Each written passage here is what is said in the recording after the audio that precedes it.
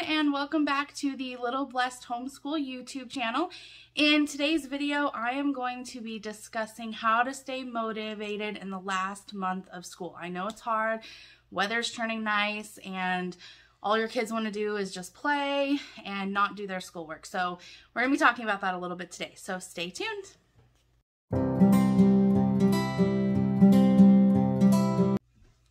Hi everyone, and welcome back to the Little Blessed Homeschool YouTube channel. For those of you just joining us, my name is Jenna. I am a stay-at-home mom and a homeschool mom of two girls, Lily, who is 9 and she is finishing up the 3rd grade, and Lucy, who is 3. She'll be 4 in 3 weeks, and she will be officially starting preschool next year. This year we kind of just did a little bit of preschool just to get her feet wet, but next year she will actually be doing preschool, which super excited about that. So in today's video, I wanted to talk about how to stay motivated in the month of May, or at the month of May and June, at the end of your homeschool. It's very difficult to stay motivated, especially with warmer weather and all the activities that are going on. We live in North Carolina and it's starting to get super hot and humid here. So my girls want to play, they want to go to the park, they're waiting, begging for the pools to be open so we can go to the pools. And so it's really hard for us in the month of May to get schoolwork done, and especially because our homeschool group co-op, they plan a lot of field trips in the month of May, and a lot of park days and a lot of picnics and, you know, stuff to do in the month of May. And it just seems like every single day there's something planned, and it's just really hard to get schoolwork done in the month of May. And we learned a hard lesson last year with this. So we currently have 8 days left of actual physical schoolwork to do. And we finished history this past week. So we're done with our history for the rest of the year. We have 2 more lessons in our marine biology unit study that we're doing, and we'll finish that next week. And then the rest of the time, it's just math and language arts for the rest of the month. Now, normally we homeschool up to the Friday before Memorial Day. But this year, my husband and I are going to the Homeschool Conference, which starts on the Thursday before Memorial Day weekend. And so we are actually ending our day on Wednesday. But we actually made an executive decision today that we're actually going to end on Tuesday. So we have about 1 full week left of actual schoolwork. And then we have 2 days, and then I always give my daughter her state test. If you have a state test that you have to complete, I always give my daughter her state test as like her ending. Like, that's it. All your lessons are done. Here's your test that you have to do for the state. We get the test done, and then she's done. And we usually go out for ice cream afterwards. That's usually how our last day works. But like this year, unfortunately, we have to end a little sooner than normal just because we're going to the Homeschool Conference. And so because of that, we've had to double up some lessons in May, and we've also gone on a lot of field trips. And so one thing that I learned from last year, so this is our 2nd full year of homeschooling. Last year was our 1st full year of homeschooling, and I made so many mistakes, so many things that we did wrong, or not really wrong, but didn't really work for our family. And we've learned from those. Like, one thing last year was we took too many days off before like April and May. And so we got to May and we still had like 40 lessons to do in one subject and like 50 lessons to do in another subject. And the girls wanted to be done before Memorial Day. And I'm just like, I don't know if this is going to happen. Like, you guys have to finish your books. And so we learned that this year we do not skip math and language arts is every single day, no questions asked. We do not skip them. We also don't take off certain holidays. We don't take off like President's Day. We do school. We may gear it towards President's Day, but we do school on President's Day. We don't take off like Martin Luther King. We don't take off any of those kind of holidays. We don't really generally take those off, because if we do, we wouldn't get done by Memorial Day. And my girls love summer. They love the pool. They want the whole 3 months off. And so it's just easier for us to end before the pool opens and then to start back up after the pool closes. It's just how it works for our family. I mean, things may work differently for your family, but that's what works for us, and that's what we like. And I know it's only our second year, so that could definitely change. But last year we started in August last year, or the first year we were homeschooling. We started in August. Actually, the first year that we homeschooled, we actually mirrored public school. And the only reason I did that was because I was from the public school system. That's all I knew at the time. And my daughter had gone to kindergarten and half of first grade in the public school system. And that's really the only schedule I knew. So our very first year homeschooling, we mirrored almost exactly the calendar. So like, except for teacher work days, but like I got online and I saw the calendar, and like we took off those holidays. And it made for May to be a super busy month. And it made May we had to cram so much into May to get done at time. So for this year that we are just now completing, I didn't do any of that. I didn't mirror public school at all. We didn't start until the Tuesday after Labor Day, which was perfect. And we didn't take off all those. The only time that we took off really this year was the week of Thanksgiving, 2 weeks at Christmas. We did take a week for spring break, and that was honestly not really planned. We weren't going to go on vacation or anything. So we had a lot of homeschool group stuff that we were doing that week, and I'm like, we might as well just call it spring break. So we took the week off. But that's about it. Other than that, we didn't really generally take a lot of days off, and that actually really helped. Now that helps us because we like to take off the whole month of June, July, and August. And so to take less breaks throughout the year, to take off a huge 3-month chunk is what works for us. And that's what we do. But you know, it's really hard to stay motivated at the end in May. It's so hard to stay motivated. So one of the tips I have is, I don't know if you can see behind me. There we go. So this is a little screened in porch that we have. It has a fan. And sometimes in the mornings, especially when the humidity hasn't set in yet, we do schoolwork out there, and it actually helps the girls, and it helps them get outside. We also have a deck out there that has a table with an umbrella, and sometimes we'll do schoolwork out there. Another thing is we have a trampoline, and so sometimes we will take our spelling words outside, and my daughter will jump on the trampoline as she spells her words. So like she jumps for each letter. That works to get the kids outside, to get them to still do their homework, but they're outside, you know. And we have a swing set and so we do stuff on the swing too, stuff like that. That is one way to stay motivated, is to just get outside more and do your schoolwork outside. In our front yard, we have it's like a porch swing, but it's like in the yard. So it's not like on the porch, but it's like a swing, like a couch kind of that you sit on. We do homework out there a lot. We do a lot of schoolwork out there. Another thing that we do too is we try to finish all of our unit studies by the first week of May.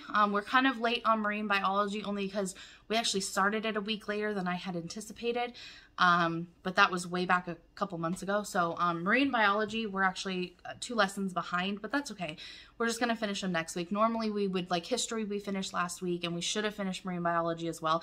That way you only have language arts and math to focus on, and you just get up in the morning, you get it done, and then they have the rest of the day to play. Or sometimes like we wake up in the morning, we have breakfast, and we go hang out outside for a few hours. Or we'll go to the park, get some ice cream, and then we'll come home and do schoolwork. I just try to make it not like a chore, and to make them, you know, still stay motivated and get their schoolwork done. It's hard, I'm not gonna lie. It's only our second year, and my daughter complains a lot. So if your kids are complaining about the work, just know that it's not you. It's not anything that you're doing. It's just in their nature. They just complain, and it's just what happens. Another way to stay motivated too is to go on those, you know, if you're with a homeschool group, you know, go on those field trips, you know, and, you know, get your schoolwork done so you can go on those field trips. You can also, if you want, you can take your schoolwork out and about with you and do it, you know, I mean, that's the beauty of homeschooling. You take your books wherever you go and you just do schoolwork. We haven't done it yet, but I'm thinking we might try to fit it in maybe next year, or maybe even at the beginning of, or like in the fall when we start up again, because it's still hot here in September. Taking our work to the beach and sitting on the beach. Now, the beach is a little bit of a drive for us. We do live in eastern North Carolina, but the beach is still about 2 hours away from us. So we could get up early and go to the beach and do our schoolwork, and then they get to play. And so that's another way. I mean, if you have a beach or something that's close to you. Those are the ways that I help my kids stay motivated. I also try to keep a lot of the, I don't know, fun lessons towards the end as well. And also, because we're ending school early, unfortunately, we have to double up on some lessons this next week coming up. And then the final 2 days, we have to double up on lessons. And that's only because we took off a few more days than I was anticipating for being, sick or anything like that. So we do have to do that. So doubling up lessons is, kind of, so the last 2 weeks of school is really scheduled differently. Like normally in the whole year, we do math and language arts every single day, 1 lesson a day. And then we do, we switch off with our unit studies, with our history, our science, our art, stuff like that. But at the end of the year, we try to finish all the extras. So all we have left is math and language arts. And if we have to double up lessons, it doesn't seem like so much work. It's still the same amount of time. You're just doing only one subject instead. And another thing that what we do, which we're not doing it this year, but we did do it last year, is when we had to double up lessons, instead of doing language arts and math every single day, I would do like Monday, Wednesday, Friday, all the math, and then Tuesday, Thursday, language arts, and then the next week I'd switch it. So that we still get all the lessons in, but we were kind of splitting it up a little bit. That seemed to help too. Another way to stay motivated is, just get it done. I mean, getting it done is the best way to stay motivated. I know it's hard. These kids, they have, when I was in school, you would have like senior-itis. Well, they have summer-itis. They're just so ready for summer. And it's hard. It's hard to stay motivated. But a good thing is to always start your school year off by planning for the month of May or June, if you go into June, to be more relaxed. And so to get most of the schoolwork done before you get to those months, sometimes is challenging, I know, but it is always better to try and get all of it done before. So then the last month or 6 weeks is super relaxed. And that way it's not feeling like a chore. Like right now, because we're done with most of our unit studies, I think our school takes maybe not even 2 hours, and it really helps. It really helps because that way we're not doing school for so long. But I will say the whining's going to happen pretty much no matter what. So, I mean, that is what it is. So, another thing I was going to say is that my husband and I are going to the Homeschool Conference in Winston-Salem, North Carolina. Not next week, but the week after. We are going to be there for the full 3 days. Sorry, excuse me. I am going to record some stuff while we're there, and then I will do a video when I get back about my experience. This is the first time I'm going to a homeschool conference. I'm super excited. I am dragging my husband along. He actually offered. He did say he wanted to go because he'd like to learn about it. He was in the public school system too. So I'm going with just my husband. My kids are going to my mom's house for the weekend, which she lives at the beach, so they'll have fun. And also, we are going on our last field trip on Tuesday, which is in a couple of days. And once we get done with all the field trips, I am going to do a video of compiling all the field trips we went on. And if you're in the state of North Carolina, maybe that'll help you and your co-op plan for some field trips. If you're not in the state of North Carolina, then maybe it can help you plan ideas around your state. I'm not sure. Hopefully it'll help. And then the last thing is I'm almost done with the curriculum. I've almost got it. Almost got it. We will find out. I have everything except for grammar and spelling. I'm still thinking. Just so that you know, this year we're using language arts from the Good and the Beautiful. I love their language arts. There's nothing wrong. Like, if it was me and if I could just say, hey, you're doing this language arts, I would have my daughter do it. But she's not interested in the reading that goes with the Good and the Beautiful, and it's making it so she hates to read. And I don't want her to hate reading. Reading is probably one of my favorite things to do. I love to just sit down with a book and read.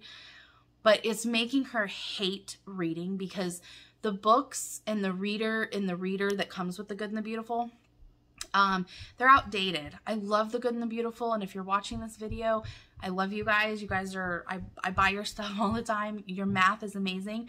But the reading that goes with the language arts is very outdated, and it's making my daughter hate to read. And she literally, that is our biggest argument every single day. She's fine doing the math. She sits down, does it, moves on.